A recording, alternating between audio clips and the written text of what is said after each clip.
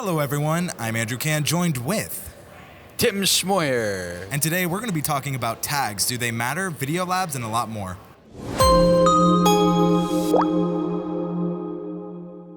Alright everyone, last week we talked about the importance of defining your why on this channel. This week we have someone you may have heard of, Tim Schmoyer. What's up, guys? Hey. Tim, it has been a long time coming. Thank you so much for being on the TubeBuddy channel. Sure, yeah, thanks for having me.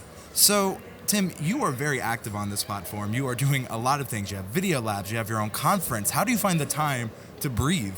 I don't know. I have a great team of people who are working really hard, so I do a relatively small portion of it. I do a lot, but they do a lot. So. And I appreciate that. I like how you give kudos to your team. That's really awesome. So, for our viewers who may not know, you have a few videos about the importance of tags, and you have a different stance than a lot of people who are normally on the channel, so I'd love to pick your brain on it. First of all, when did you first start thinking that tags weren't important? So it was a few years ago when YouTube released this thing called the YouTube Discovery Handbook. And it wasn't up for very long, and I'm not surprised because it got released, and I'm reading it, I'm like, I can't believe YouTube is saying this stuff publicly. This is not normal for them to give this type of depth of information about how the system works. And so in there they had a whole section about tags, and I can't quote it, but basically what it said is that we're smart enough now that we can figure out tags on our own. We can see what's written in the description, what's written in the title. We can see what the video's about.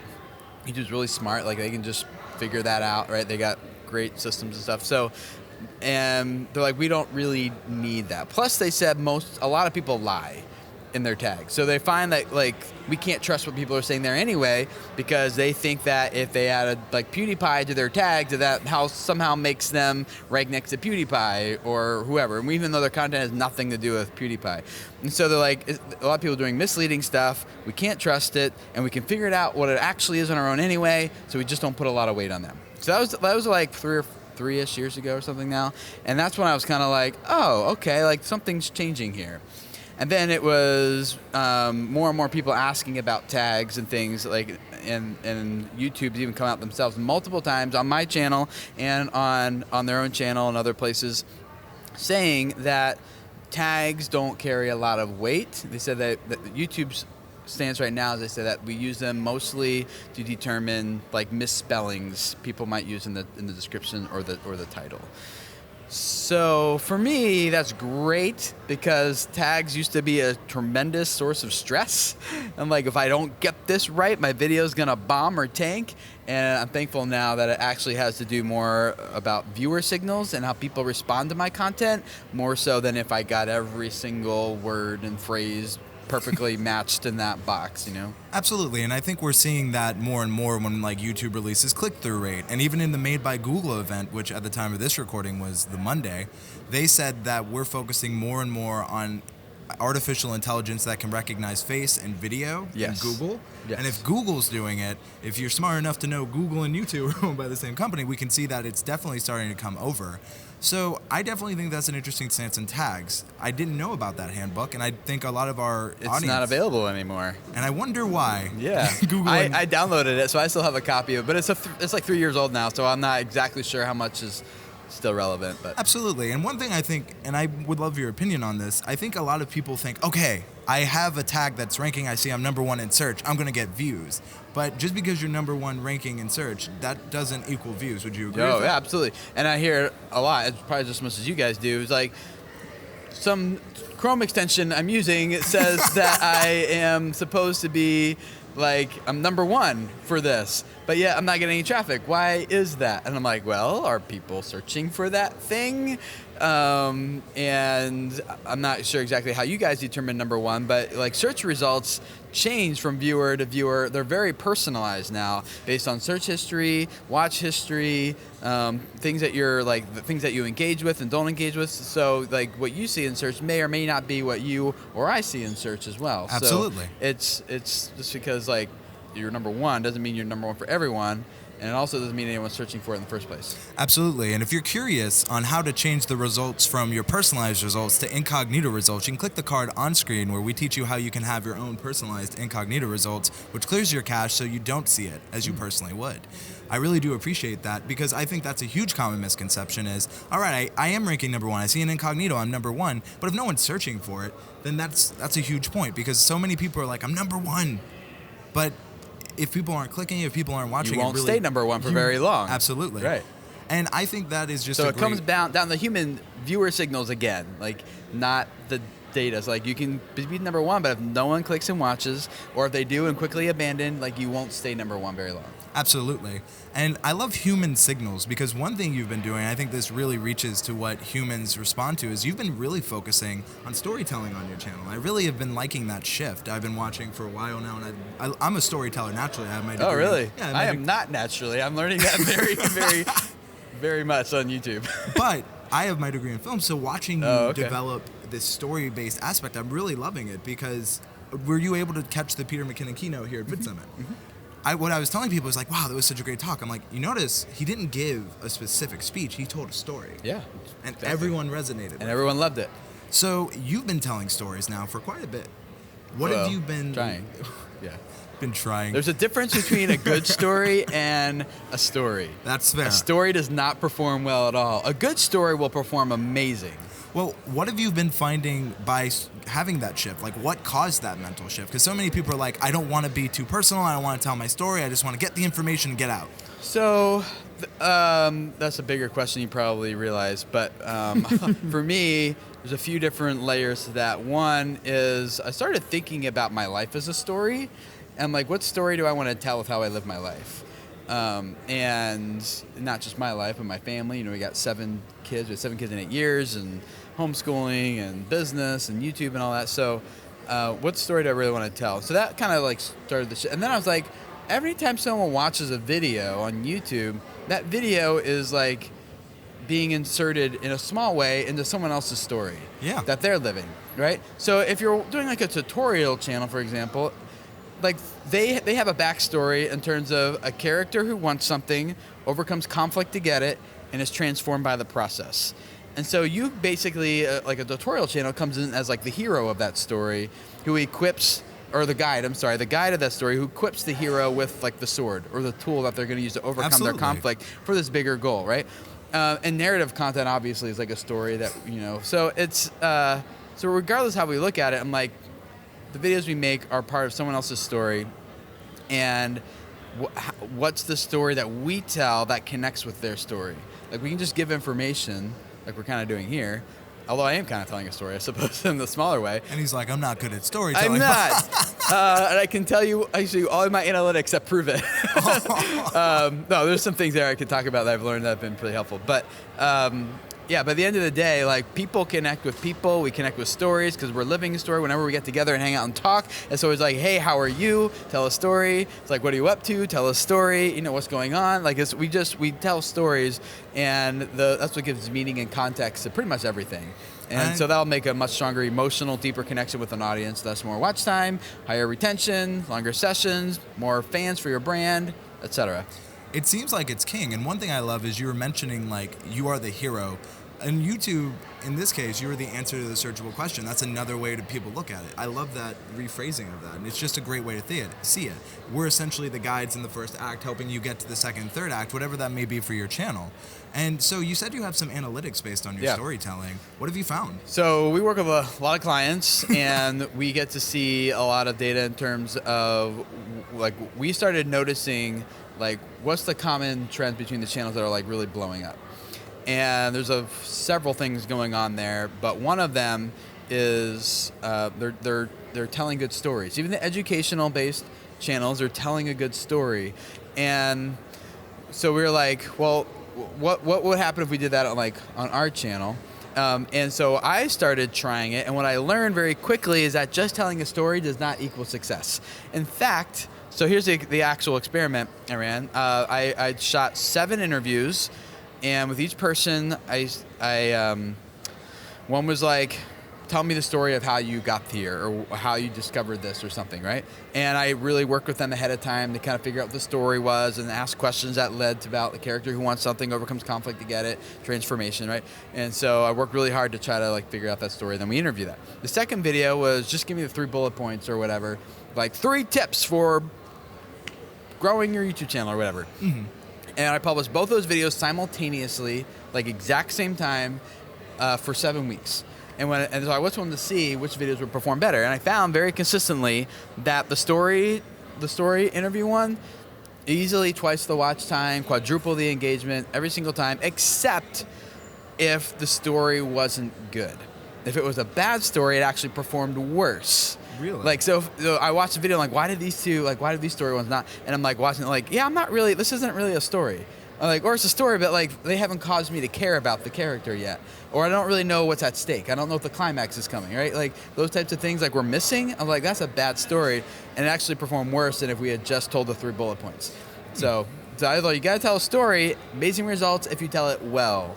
Absolutely. And that is way harder than I thought it was going to be. Well, I think that is a great point because a lot of people, they get into this, my story is amazing, but you may not realize to you it is, but if it's only amazing to you, you can't be surprised when the viewership and the engagement doesn't reflect it. And I think that's a great point. I think when you're learning storytelling, as you are, it's important to remember that everyone you ever meet has a story, but not all stories are equal, and you got to find the best ones. And I love just talking to you about storytelling because it's clear, especially I've noticed a shift more and more in like the YouTube expert space, but you're all great content creators, is that more focus on storytelling. Mm-hmm. So when it comes to storytelling, what are you doing now that you know good and bad stories a little bit? What are you doing to try to get more of the good out of the people you're interviewing or out of the things you're doing personally? Yeah, so personally, I read a lot of storytelling books. I go as an attendee to storytelling workshops. Awesome. I have some storytelling coaches that I've hired. So basically what people hire me and my team to do, I'm like, I want someone to do that for me in storytelling. And so it's been great, like learning so much about that. So I'm just like learning, but then practicing too.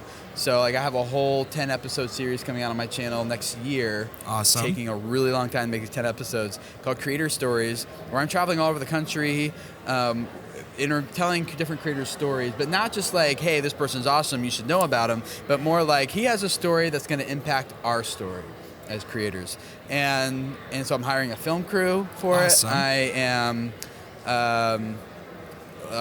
storyboarding the whole thing, coming up with like shot lists. Like this is like a full-blown it's a production. Folks. Yeah, it's really expensive, but but I'm at the point like I just don't care. Like I have to do this for me, if for no one else, because like it's a new challenge, which it's I your love. Legacy. I want to like really learn this skill. I really believe in the impact it can have, and so I'm investing thousands of dollars per video, many thousands of dollars per video, to just produce one of these. And so that'll go live next year, hopefully, and that'll be like my first legitimate push at trying to do story. And I can already tell, like we've done 5 episodes so far, and I can already tell like I'll be able to see the progression from episode 1, 2, 3, 4 all the way to 10, and I'm like, the story that I'm telling gets better and better on each one, and that's how you learn. Like you gotta learn, but then you actually gotta do, and you just know that the first time you try something, it's just not going to be as good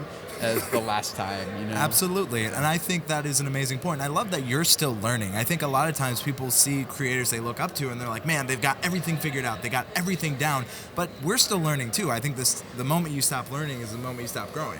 Yeah, absolutely. There's so many channels, I'm not going to name them, have millions of subscribers that are losing thousands of subscribers a day because they have never reinvented themselves. They've never changed. They never try to like evolve to version 2.0. Like not even television series last more than a few seasons. True. You know, sometimes you can get a good one that lasts to 7. Maybe you can be like The Simpsons and go on for eternity. But those are like, those are very rare. You know, and most even Friends or Lost, one of my favorite shows, like that lasted for like 7 seasons, right? Yeah. And it's just like, so 7 seasons at like 13 episodes per season. We're not talking a ton of content before people get bored.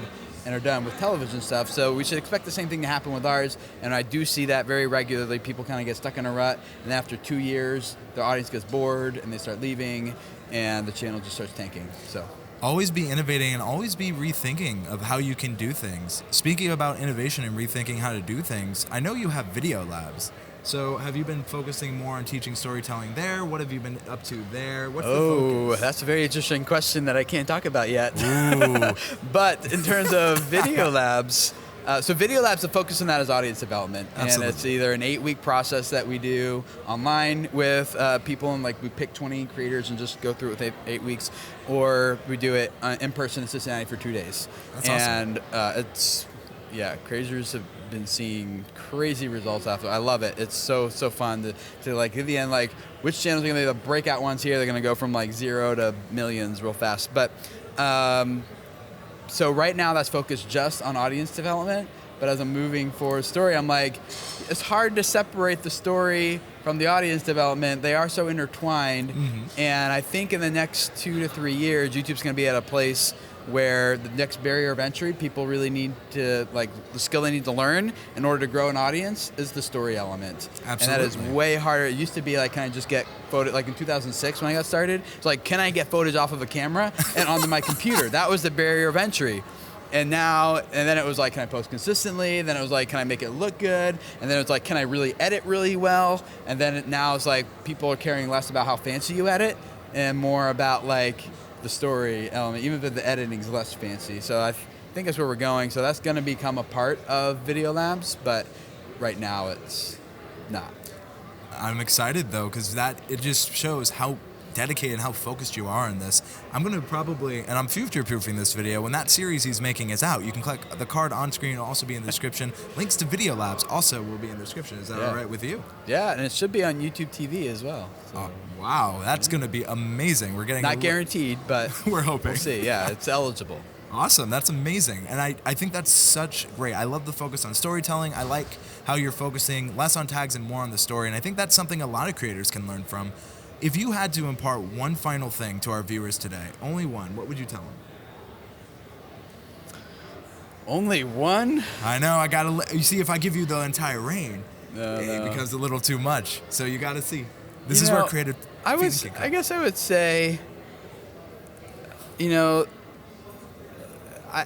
this is like a Timism thing. I don't think this is like a YouTube thing as much, but it's like, I think like as creators, it becomes easy to think that someone else's success story is going to be our success story, because we always look at the success stories and compare ourselves to people who are bigger than us and be like, oh wow, they're so much more awesome and amazing. Like all they're doing is hanging out talking about themselves in front of a camera. I can do that. Or all they're doing is playing video games. I can do that. Or all they're doing is whatever. And like I think like just like we look at like actors and actresses or musicians or athletes, we see them at the top of their game and like, I could catch a ball in that end zone, no problem. Like that's but they make it look effortless because they've practiced their entire lives, and that's the part of the story that we often don't see.